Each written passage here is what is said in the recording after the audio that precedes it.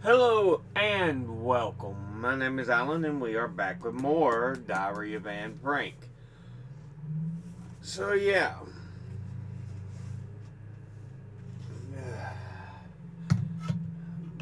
the people in the annex are seeing what they're missing in uh, the real world when Mia comes back telling them about a wedding she's been at and everything she attended. But yeah, let's get into this. Tuesday, May the 9th, 1944. Dearest Kitty, I finished my short story about Ellen the fairy. I've copied it to a nice notepaper, decorated it with red ink, and sewn the pages together. The whole thing looks quite pretty, but I don't know if it's enough of a birthday present. Margot and Mother have both written poems. Mr. Kugler came upstairs this afternoon with the news that starting Monday, Mrs. Brox would like to spend 2 hours in the office every afternoon. Just imagine. The office staff won't be able to come upstairs. The potatoes can't be delivered. Bep won't get her dinner. We can't go to the bathroom. We won't be able to move, and all sorts of other inconveniences. We proposed a variety of ways to get rid of her. Mr. Von Don thought a good laxative in her coffee might do the trick. No, Mr. Kleiman answered, please don't, or we'll never get her off the can. A roar of laughter. The can? Mrs. Von Don asked, what does that mean? An explanation was given. As, is it all right to use that word? She asked in perfect innocence. Just imagine, Bet giggled. There you are, hopping at the Bienenkorf, and you asked the way to the can. They wouldn't even know what you were talking about. Dussel now sits on the can, to borrow the expression, every day at 12:30 on the dot. This afternoon I boldly took a piece of pink paper and wrote, Mr. Dussel's toilet timetable, morning 7:15 to 7:30 a.m., afternoons after 1 p.m., otherwise only as needed. I tacked this to the green bathroom door while he was inside. I might well have added, transgressors will be subject to confinement, because our bathroom can be locked from both the inside and the outside.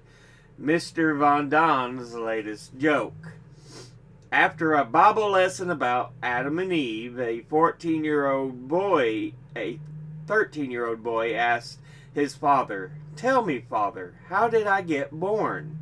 Well, the father replied, the stork plucked you out of the ocean, set you down in mother's bed, and bit her on the leg hard. It bled so much she had to stay in bed for a week. Not fully satisfied, the boy went to the mother. Tell me, mother, he asked, how did you get? How did you get born, and then how did I get born? His mother told him the very same story. Finally, hoping to hear the fine points, he went to his grandfather.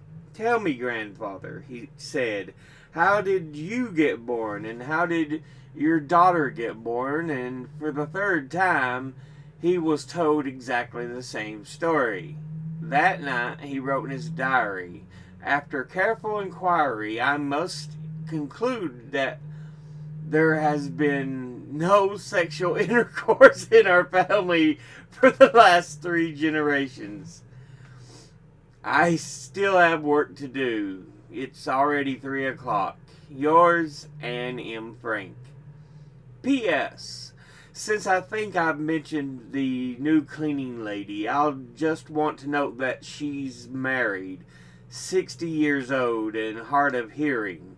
Very convenient in view of all the noise that 8 people in hiding are capable of making. Oh, Kit, it's such lovely weather. If only I could go outside. Wednesday, May the 10th, 1944. Dearest Kitty, we were sitting in the attic yesterday afternoon, working on our French, when suddenly I heard the splatter of water behind me.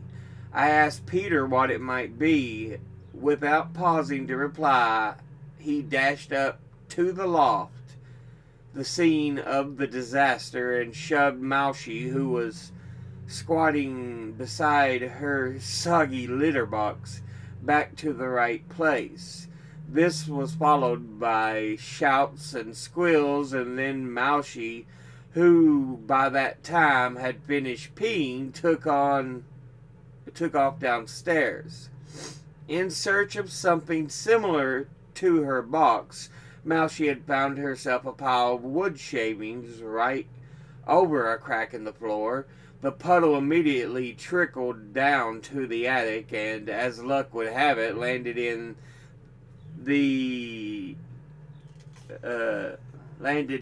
and next to the potato barrel. The ceiling was dripping, and since the attic floor has also got its share of cracks, little yellow drops were leaking through the ceiling and onto the dinner table, between a pile of stockings and books. I was doubled up with laughter. It was such a funny sight. There was Moushy, crouched under a chair, Peter armed with water, powdered bleach, and a cloth, and Mr. Van Daan trying to calm everyone down. The room was soon set to rights, but it was a well-known fact that cat puddles stink to high heaven. The potatoes proved that all too well, and the wood shavings which father collected in a bucket and brought downstairs to burn. Poor Moushy. How were you to know it's impossible to get peat for your box? Anne. Saturday, May the 11th, 1944. Dearest Kitty, a new sketch to make you laugh. Peter's hair had to be cut, and as usual his mother was to be the hairdresser. At 7:25, Peter vanished into his room and appeared at the stroke of 7:30, stripped down to his blue swimming trunks and a pair of tennis shoes. "Are you coming?" he asked his mother. "Yes, I'll be up in a minute, but I can't find the scissors." Peter helped her look, rummaging around in her cosmetics drawer. "Don't make such a mess, Peter," she grumbled. I didn't catch Peter's reply, but it must have been insolent, because she cuffed him on the arm. He cuffed her back. She punched him with all her might, and Peter pulled his arm away and looked with a look of mock horror on his face. "Come on, old girl." Mrs. Van Daan stayed put. Peter grabbed her by the wrist and pulled her all around the room. She laughed, cried, scolded, and kicked, but nothing helped. Peter led his prisoner as far as the attic stairs, where he was obliged to let her go. Mrs. Van Daan came back to the room and collapsed into a chair with a loud sigh. "Die Entführung der Mutter," I joked. Yes, but he hurt me. I went to have a look and cooled her hot red wrist with water. Peter, still by the stairs and growing impatient again, strode into the room with his belt in his hand like a lion tamer. Mrs. Von Don didn't move, but stayed by her writing desk looking for a handkerchief. You've got to apologize first. All right, I hereby offer my apologies, but only because if I didn't, we'll be here all till midnight. Mrs. Von Don had to laugh in spite of herself. She got up and went toward the door. There she felt obliged to give us an explanation. By us, I mean father, mother, and me. We were busy doing the dishes. He wasn't like this at home, she said. I have belted him so hard he'd have gone flying down the stairs. He's never been so insolent. This isn't the first time he's deserved a good hiding. That's what you get with a modern upbringing, modern children. I'd never have grabbed my mother like that. Do you treat your mother that way, Mr. Frank? She was very upset, pacing back and forth, saying whatever came out into her head, and she still hadn't gone upstairs. Finally, at long last, she made her exit. Less than 5 minutes later, she stormed back down the stairs with her cheeks all puffed out and flung her apron on a chair. When I asked if she was through, she replied that she was going downstairs. She tore down the stairs like a tornado, probably straight into the arms of her putti. She didn't come up again until 8 this time with her husband. Peter was dragged from the attic, given a merciless scolding, and showered with abuse. Ill-mannered brat, no good bum, bad example, and this, Margot that. I couldn't hear the rest. Everything seems to have calmed down again today. Yours, Anne M. Frank. P.S. Tuesday and Wednesday evening, our beloved Queen addressed the country. She's taking a vacation, and she'll be in good health for a return to the Netherlands. She used words like soon, when I'm back in Holland, a swift liberation, heroism, and heavy burdens. This was followed by a speech by Prime Minister Gerbrandi. He was such a squeaky little child's voice that Mother instinctively said, "Ooh!" A clergyman who must have borrowed his voice from Mr. Edel concluded by asking God to take care of the Jews, all those in concentration camps and prisons, and everyone working in Germany. Thursday, May the 11th, 1944. Dearest Kitty, since I've left my entire junk box, including my fountain pen, upstairs, and I'm not allowed to disturb the grown-ups during their nap time until 2:30, you'll have to make do with the letter in pencil. I'm terribly busy at the moment, and strange as it may sound, I don't have enough time to get through my pile of work. Shall I tell you briefly what I got to do? Well then, before tomorrow, I have to finish reading the first volume of a biography of Galileo Galilei, since it has to be returned to the library. I started reading it yesterday and have gotten up to page 220 out of 320 pages, so I'll manage it. Next week, I have to read Palestine at the Crossroads in the second volume of Galilee. Besides that, I finished the first volume of a biography of Emperor Charles V yesterday, and I still have to work out of the many genealogical charts I've collected and notes I've taken. Next, I have 3 pages of foreign words from my various books, all of which have to be written down, memorized, and read aloud.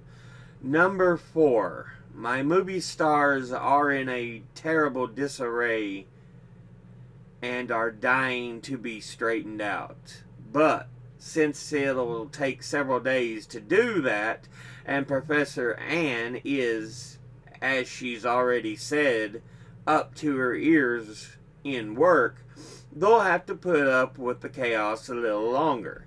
Then there's Theseus, Oedipus, Peleus, Orpheus, Jason, and Hercules, all waiting to be untangled since their various deeds are running crisscross through my mind like multicolored threads in a dress. Myron and Phidias are also urgently in need of attention, or else I'll forget entirely how they fit into the picture. The same applies, for example, to the 7 Years' War and the 9 Years' War. Now, I'm getting everything all mixed up. Well, what can you do with a memory like mine? Just imagine how forgetful I'll be when I'm 80. Oh, and one more thing. The Bible. How long is it going to take before I come to a story of the bathing Susanna? And what do they mean by Sodom and Gomorrah? Oh, there's still so much to find out and learn. And in the meantime, I've left Charlotte of the Palatine in the lurch. As you can see, can't you, Kitty, that I'm full to bursting. And now something else. You've known for a long time that my greatest wish was to be a journalist and later on a famous writer. Well, we'll have to wait and see if those grand illusions or delusions will ever come true. But up to now, I've had no lack of topics. In any case, after the war, I'd like to publish a book called The Secret Annex. It remains to be seen whether I'll succeed, but my diary can serve as the basis. I also need to finish Katie's life.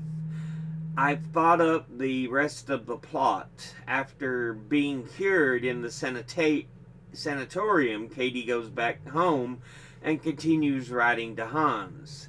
It's 1941, and it doesn't take her long to discover Hans' Nazi sympathies. And since Katie is deeply concerned with the plight of the Jews and her friend Marianne, they begin drifting apart. They meet and get back together, but break up when Hans takes up with another girl. Katie is shattered, and because she wants to have a good job, she studies nursing. After graduation, she accepts a position at the urging of her father's friends as a nurse in a tuberculosis sanatorium in Switzerland. Together, her first vacation, she goes to Lake Como, where she runs into Hans. He tells her that 2 years earlier he'd marry Katie's successor, but his wife took her life in a fit of depression. Now that he's seen his little Katie again, he realizes how much he loves her and once more asks for her hand in marriage. Katie refuses, even though, in spite of herself, she loves him as much as ever. But her pride holds her back. Hans goes away, and years later, Katie learns that he's wound up in England and he's struggling with ill health. When she's 27, Katie marries a well-to-do man from the country named Simon. She grows to love him, but not as much as Hans. She has 2 daughters and a son, Lillian, Judith, and Nico. She and Simon are happy together, but Hans is always in the back of her mind until one night she dreams of him and says farewell. It's not sentimental nonsense. It's based on the story of Father's life. Yours, Anne M. Frank. But yeah, we'll go ahead and end this episode there. There is a part I was wanting to talk about because, yeah, it was all in German when Peter grabbed Mrs. Von Don's arm. Anne jokes, Die Entführung der Mutter, which it says, the abduction of mother, a possible reference to Mozart's opera, The Abduction of the abduction from Saraglio, or Saraglio. Yes, Saraglio is what it says, I think. But yeah, anyway, Peter kind of gets in trouble a bit there when he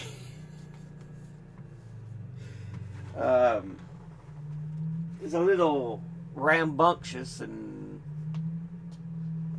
I don't think he intends to hurt his mother, but yeah, it's clear he's a little more of that phase.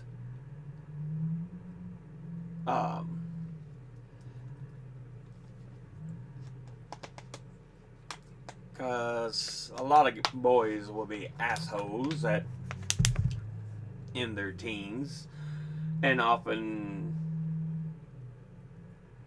act out against parents.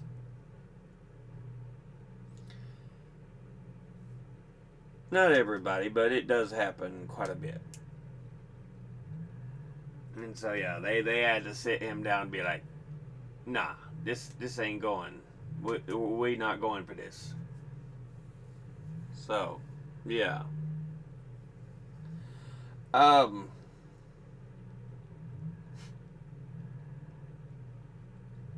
Apparently Mousy gets scared and is just kind of pees everywhere, causing some, quite literally, quite the stink. But yeah, they discuss ways they can deal with one of the employees who's wanting to stay late. It's like, oh, great.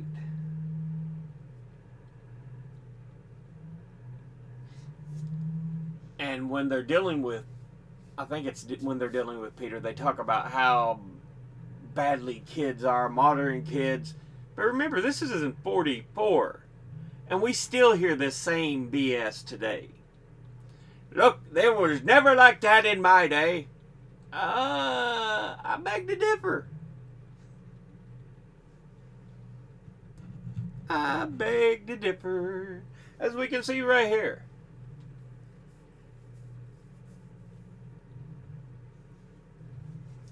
Yeah.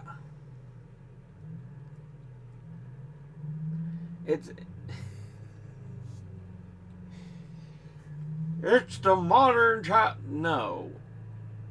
It's just, most of it's the facts of growing up. It's how they are as chemicals flood their body.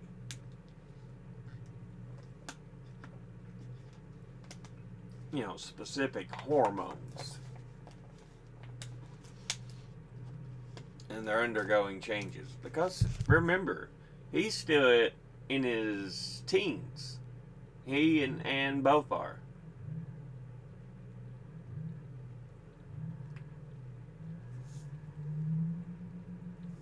And it's like,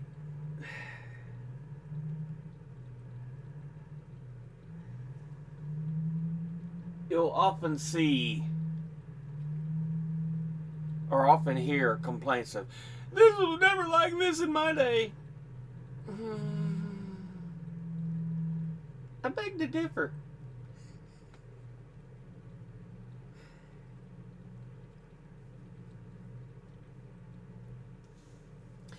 People act like gangs are only a new thing from the 90s, but no. No. Go back into the 50s. There was movies like The Wild Ones and Brando. It's because there's always been gangs of a sort. These kinds of things are not new.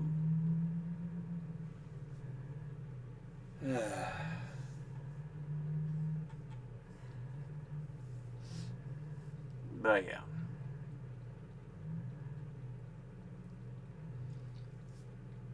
Just wanted to talk about that a bit. But with that, we'll go ahead and end this episode there. I want to thank you all for watching. As always, excuse me, educate thyself. Think, read, study, learn. Someone tells you something you have trouble believing, ask them to cite their sources. Thank you all for watching. I'll see you all in the next one. Until then, later.